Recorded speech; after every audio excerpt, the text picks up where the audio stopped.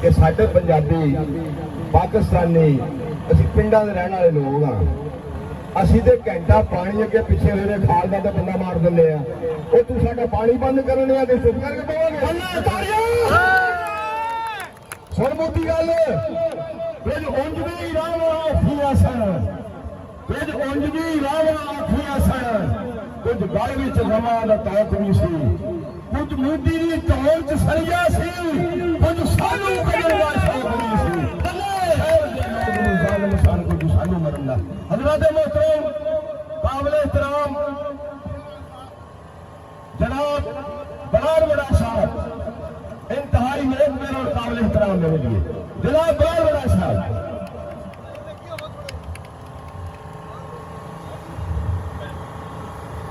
नारा तकबीर, नारा रिसालत, नारा हैदरी।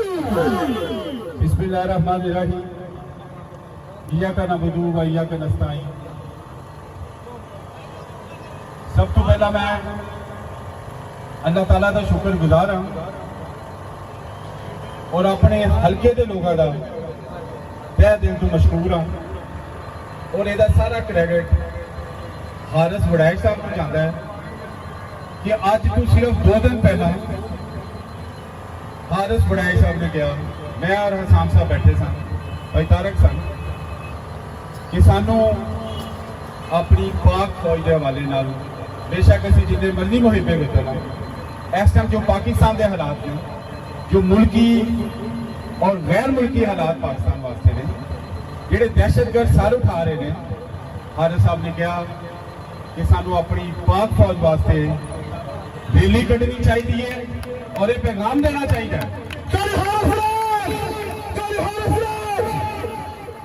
और ये पैगाम देना चाहिए कि असीं पाक फौज के शाना बशाना नाल खड़े हैं और ये साडी कोई जाती लड़ाई नहीं है।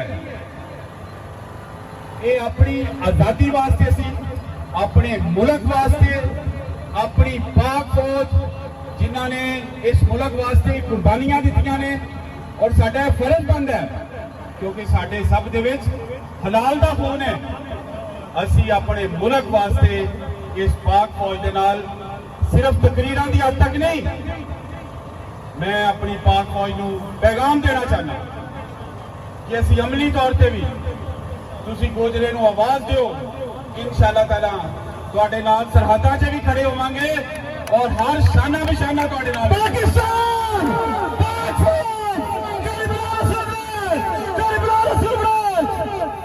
और ये मैं नहीं कहता, भाई तारक नहीं कहते, हसाम साहब नहीं कहते, पाकिस्तान की फौज ऐसी फौज है जिहदे को अमरीका भी डरता है, हिंदुस्तान भी डरता है, दुनिया की सारी जिहड़ी यहूदी लाबी है वो अगर सिर्फ डरती है तो पाकिस्तान की फौज क्यों डरती है। और पाकिस्तानी फौज क्यों डरती है कि उसके पीछे ये अवाम खड़ी है, ये मुहिब्बे वतन अवाम हमेशा पाक फौज का हर मौके के साथ देता है। और मैं एक और तवक्को करना अपनी पाक फौज को और गवर्नमेंट ऑफ पाकिस्तान से कि जो फलस्तीन के हालात है खुदारा उन्हों की भी आवाज़ पढ़ो, उन्हों की मदद करो और ये साडा फर्ज बनता है। अगर तुसीं कहोगे तो साडे फलस्तीन वास्ते भी साडा खून हाज़र है, इंडिया वास्ते मैं समझना वा इंडिया दी सिर्फ धमकियां ने, वो पाकिस्तान में कभी नहीं लड़ सकता क्योंकि जिन्नी देर तक बहादुर फौज पाकिस्तान दी है इंशाअल्लाह ताला हिंदुस्तान कभी मैली आखना पाकिस्तान पाकिस्तान का मतलब क्या। और मैं आखिर से क्योंकि आज यौम मजदूर दिन मनाया जा रहा है, उन्होंने भी यकजहती का इजहार करना और उन्होंने खराजे तहसीन पेश करना कि उस इस गर्मी के इस बेरोजगारी के मेहनत करके दिन रात अपने बच्चों को पालते हैं।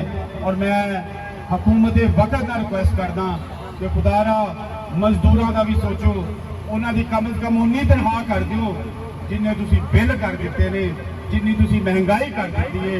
मेहरबानी करके गरीब आवाम का भी सोचो। मैं आखिर से शुक्रिया अदा करना, बहुत बहुत मेहरबानी मेरे गोजरा के लोग ਬਜ਼ੁਰਗ ਦੋਸਤ ਸਹਾਫੀ ਹਜ਼ਰਾਤ, ਮੈਂ ਇਹਨਾਂ ਦਾ ਤਹਿ ਦਿਲ ਤੋਂ ਮਸ਼ਕੂਰ ਹਾਂ ਕਿ ਇਹਨਾਂ ਨੇ ਪਾਕਿਸਤਾਨ ਲਈ ਅੱਜ ਮਿਹਨਤ ਕਰਕੇ ਮੈਂ ਸਮਝਦਾ ਆਪਣਾ ਕੀਮਤੀ ਵਕਤ ਆਪਣੀ ਜ਼ਿੰਮੇਵਾਰੀ ਛੱਡ ਕੇ ਅੱਜ ਪਾਕਿਸਤਾਨੀ ਫੌਜ ਵਾਸਤੇ ਪਾਕਿਸਤਾਨ ਦੀ ਖਾਤਰ ਰੈਲੀ ਕੱਢੀ। ਬਹੁਤ ਸ਼ੁਕਰੀਆ ਜੀ। ਬਾ ਅਦਬ ਤਰੀਕੇ